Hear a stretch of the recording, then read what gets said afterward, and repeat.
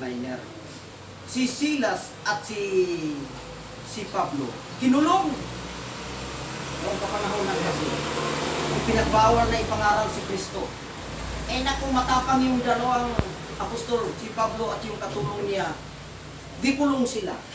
Yung gikulong na mga kapatid, nagpupuri sila sa Panginoon habang nasa gabi at nakapiit ang kanilang kamay ng pusas at kanilang mga paa nakapiit doon sa kulungan.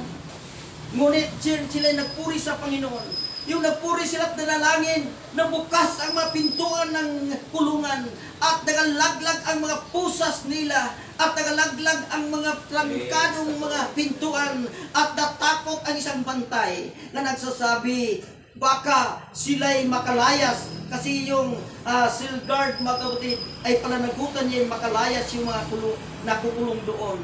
Bumunot siya sa kanyang itak at gusto siya magpakamatay na lang.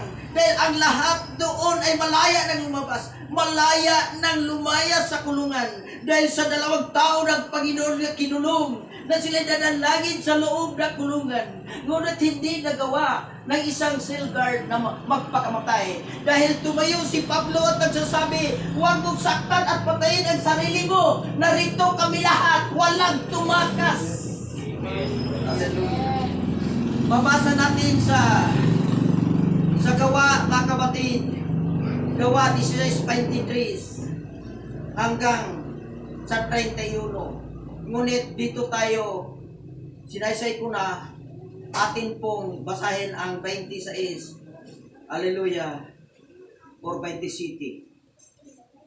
Basahin natin 20 city. At ang tagapamahala, palibas ay nagising sa pagkatulog. At nang makitang bukas ang mga pinto ng bilangguan, ay binunot ang kanyang tabak at magpakamatay sana sa pag-akalang nangakatakas na ang mga bilanggo. 28. Datapot sumigaw si Pablo ng malakas na tinig na sinasabi, huwag mong saktan ang iyong sarili sapagkat narito kaming lahat.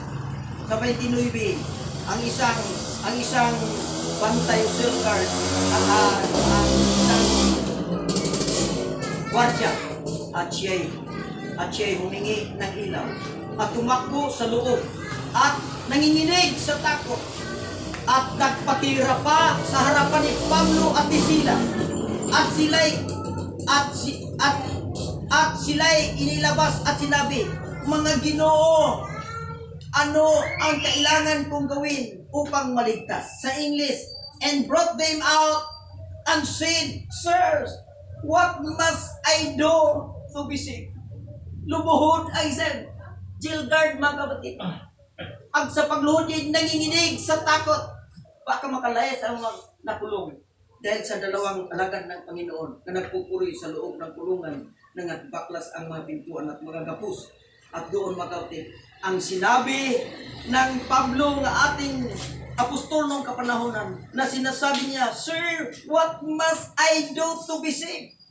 Ang sabi ng isang bilanggo, anong gagawin ko upang ako'y maligtas? In verse 31, sagot ni Pablo, and they said, believe on the Lord Jesus Christ, and thou shalt be saved, and thy household. Sumampalataya ka sa Panginoon, maligtas ka, ikaw at ang buong sambahayan. Palakpakin natin ang Panginoon. Hallelujah.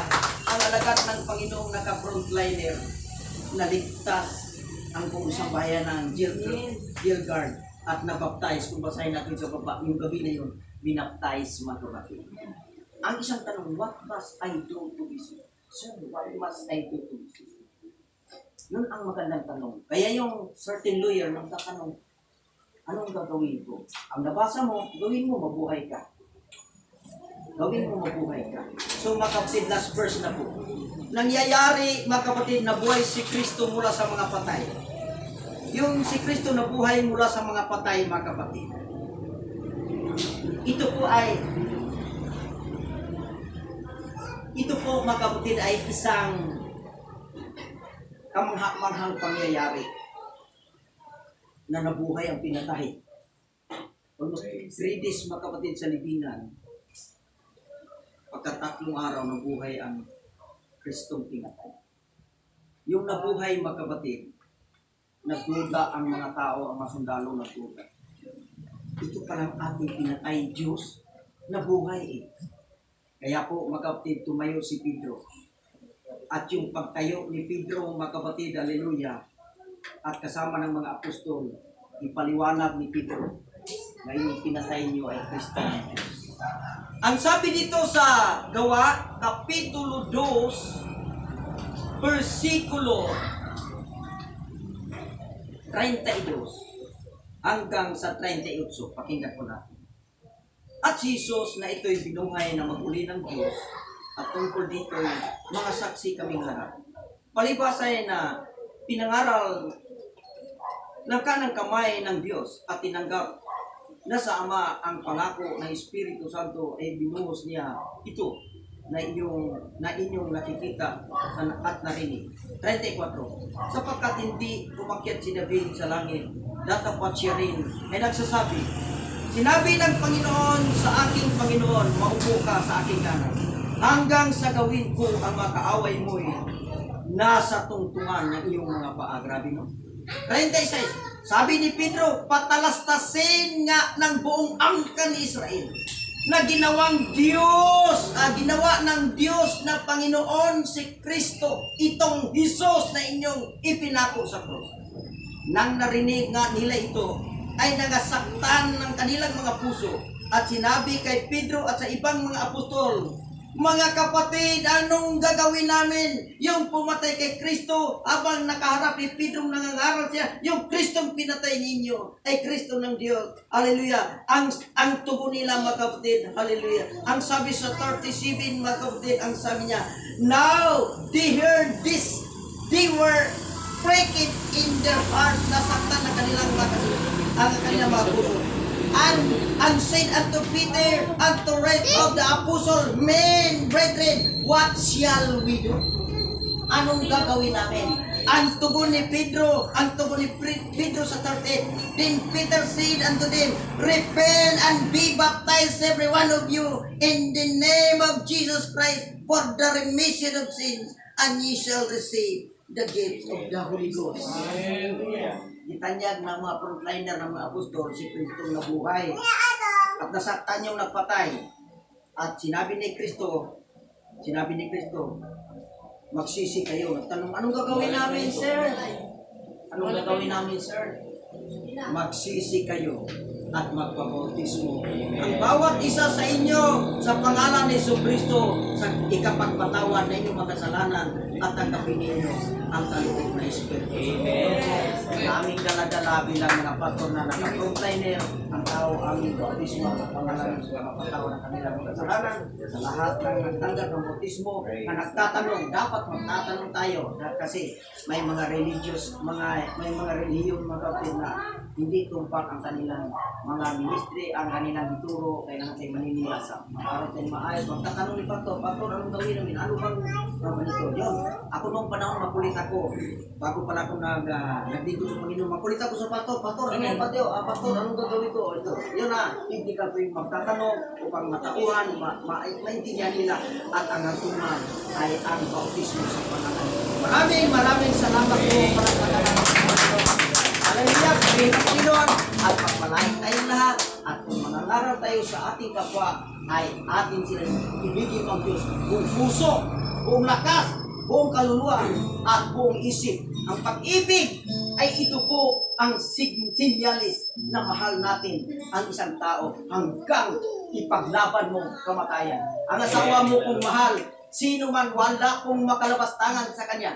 Dahil pati buhay mo ibuhis mo sa mahal mo. Kung mahal natin ang Panginoon, hindi po tayo maging dual. Ipaglaban natin ang Panginoong Diyos sa ating buhay. Mahalin sa isip, mahalin sa kaluluwa, mahalin sa lakas, at mahalin sa puso. Hindi po, mga kapatid, nang wala ka ng lakas, doon mo pa mahalin ang Panginoon.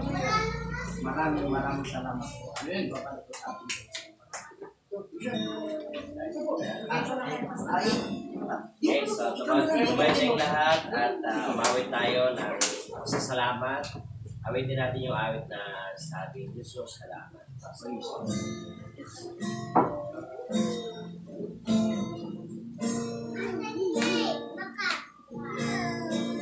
Hallelujah.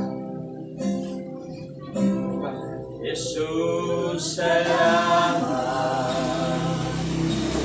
O Diyos, salamat. Mananatili kang tapat, ibinigay mo ang lahat, kulang ang buhay ko. Maging ang mundo sa laki at lawak ng pag-ibig mo. Minsan pa, Jesus, salamat. O Diyos, salamat. Mananatili kang tapat, ibinigay mo ang lahat, kulang ang buhay ko. Maging ang mundo sa laki at lawak ng pag-ibig mo. Dakila ka, dakila ka, dakila pag-ibig mo. Dakila ka, dakila ka, dakila pag-ibig mo. Oh, Jesus.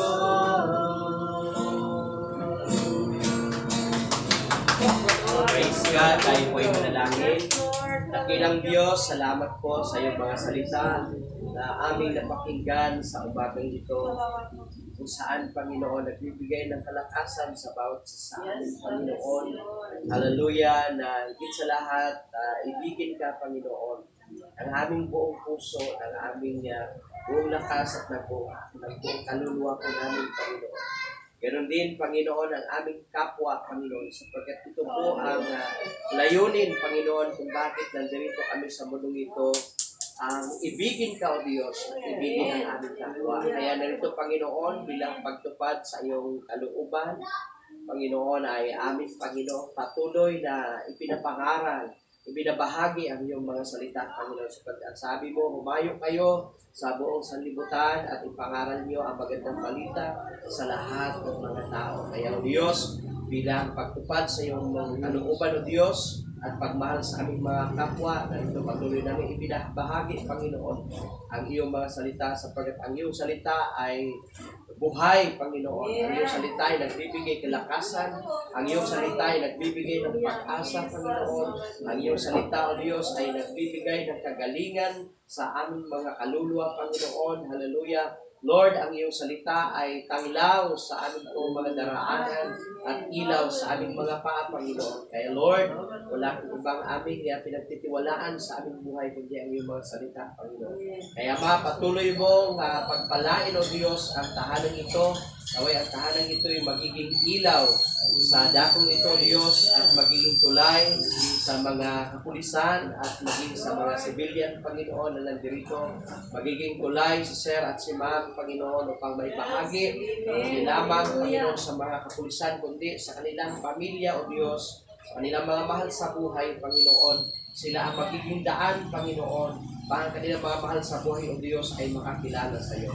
Kaya madalangin ko ang iyong biyayat pagpapala ay sumasatahanan ito, ang kapayapaan, biyayang material, physical, spiritual, O Diyos, at magandang relasyon ay patuloy mong ibuhos sa tahanan ito.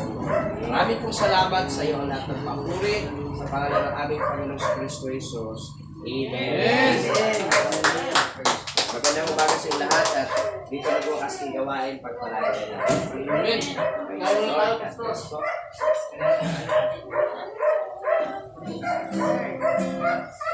Yan, lagay mo sa